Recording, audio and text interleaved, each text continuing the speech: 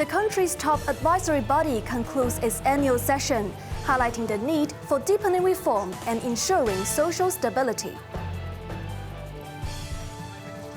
Former banker Mark Carney will succeed Justin Trudeau as Prime Minister of Canada. And food delivery platform Deliveroo hits the brakes to exit the SAR market next month.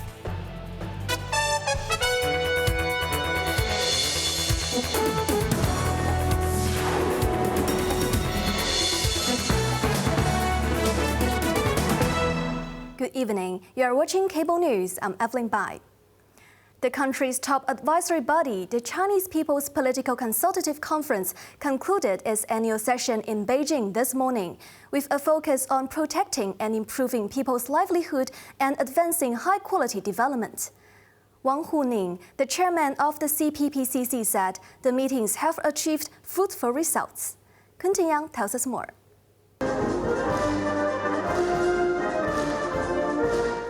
President Xi Jinping and Premier Li Qiang attended the closing session in the Great Hall of the People, along with other senior officials and over 2,000 delegates.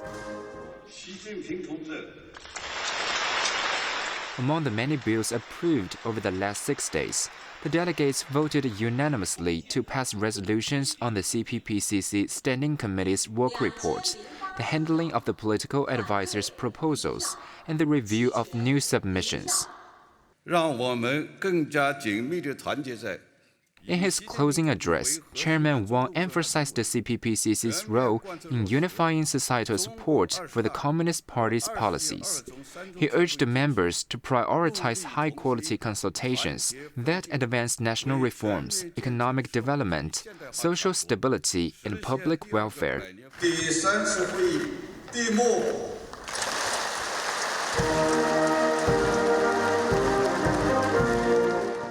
Speaking to reporters after the meeting, Iron C, Hong Kong delegate to the CPPCC and a member of the body's standing committee, attributed the SAR status as an international financial center to mainland's reform and opening up, as well as the one country, two systems principle.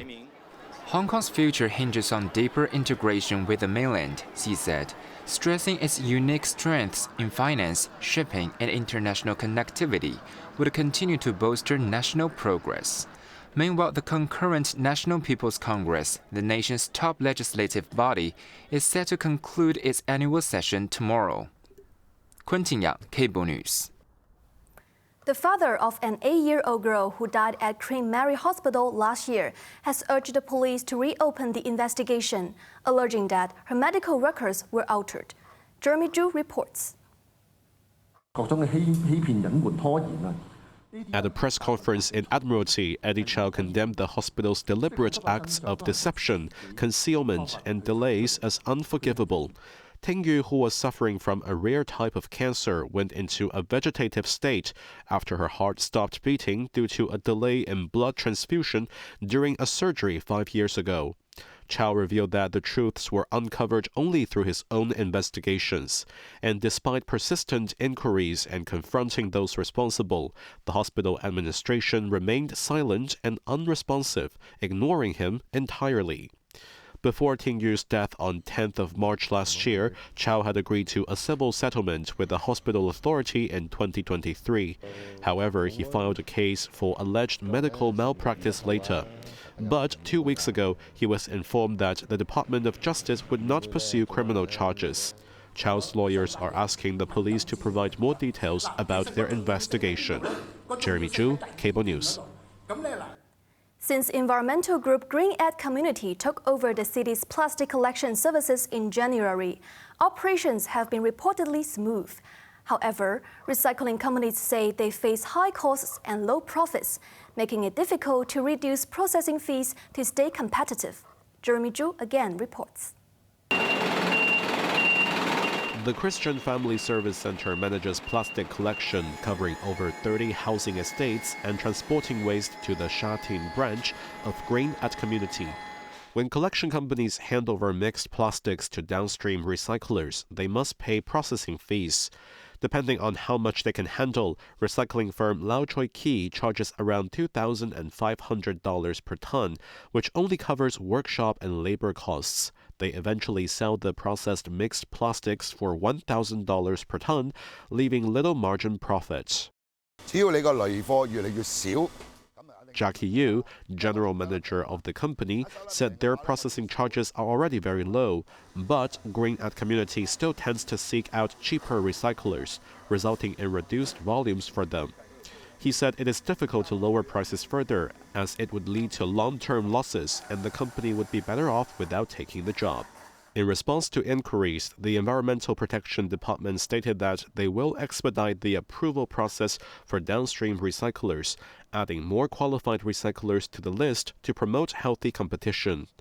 Jeremy Zhu, Cable News. High-tech innovation and development of generative artificial intelligence in the city was given a further boost after a charitable foundation run by property developer Sino Group donated $200 million for the research of emerging technologies. Speaking during the event at Government House, Financial Secretary Paul Chan emphasized the city's unique position under the One Country, Two Systems principle to collect both local and international data. As an international financial hub, Hong Kong can support AI startups and related projects with efficient funding and talent, Chan said. Innovation Chief Sun Dong said the donation will be used for the development of a mobile version of a localized chatbot for Hong Kongers. I think this donation will mainly support Hong Kong Center to establish a market-driven platform to provide a service to Hong Kong citizens. Okay. So this money will be mainly used for this establishment of platforms such as manpower as well as computing power support. Because when you try to run a service system to the general public, you must have enough resources to support this platform. The contribution by the private sector marks a big step towards the establishment of the Hong Kong Generative AI Research and Development Center, which was outlined by the finance minister in his budget address last month. Mark Carney was voted as the new leader of Canada's ruling Liberal Party and will eventually replace Justin Trudeau as Prime Minister. Taking office at a pivotal moment in Canada's history, Carney, a former banker, has a tough task on hand as Ottawa navigates through headwinds with its southern neighbor. Kun Tian tells us more.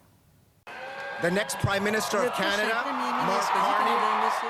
In his victory speech, Carney launched a fiery rebuke of U.S. President Donald Trump, who recently imposed 25% tariffs on Canadian goods and repeatedly threatened to annex Canada as the 51st state. There's someone who's trying to weaken our economy.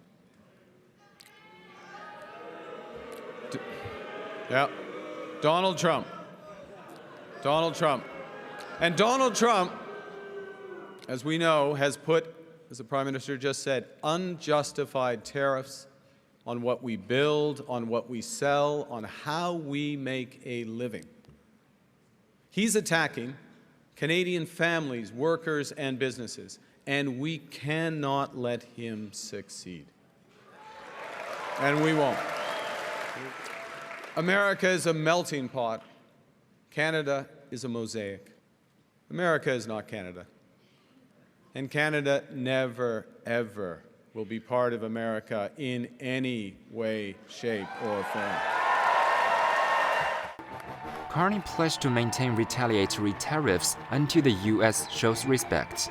The 59-year-old economist has previously served as the governor of the Bank of Canada and later held the same post at the Bank of England. Carney won the leadership of the Liberal Party, securing a landslide 86% of the votes.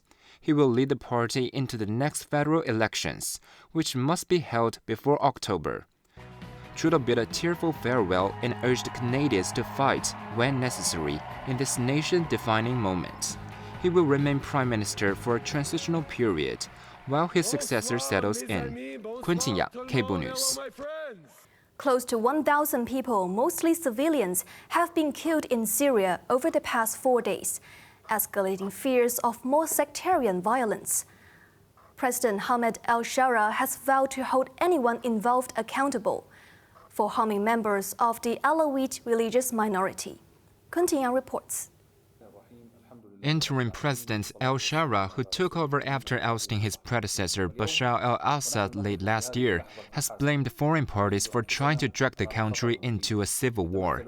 The killing of innocent civilians will not be tolerated, he stressed, and asked those responsible for the killings to surrender themselves immediately.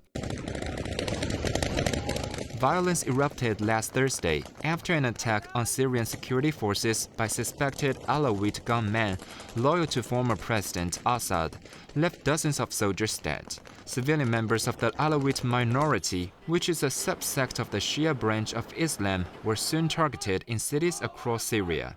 Reports from aid agencies and other support groups put the death toll at 830, with the majority of the civilians being killed in the coastal city of Latakia.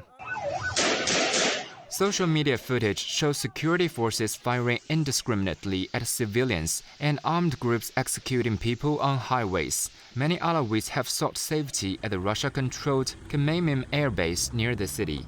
The fighting has also killed 231 members of the security forces and 250 pro-Assad fighters, bringing the overall death toll to over 1,300. Kun Tingyang, Cable News.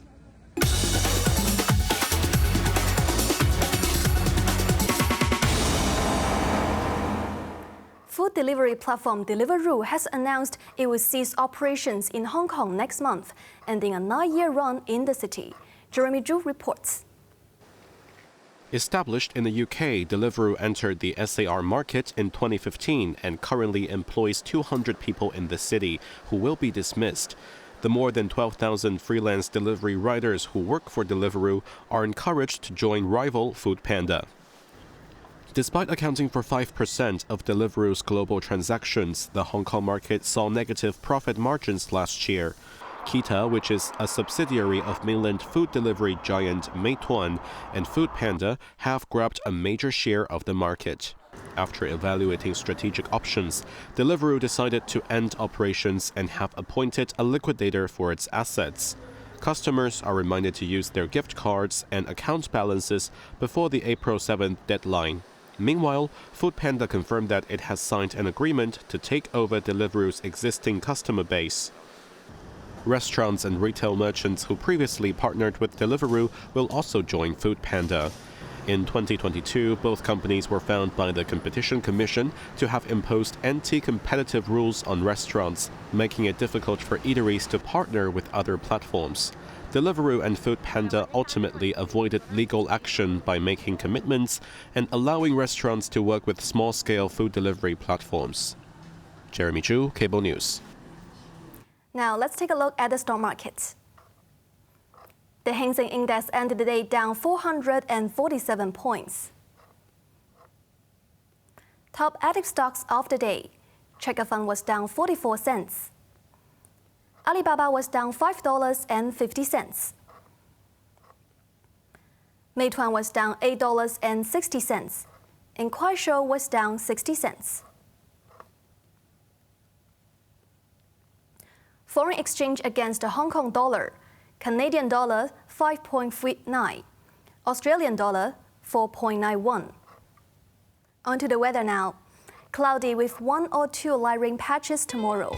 Rather warm during the day, with temperatures ranging between 19 to 25 degrees. Expect foggy and overcast conditions over the next couple of days.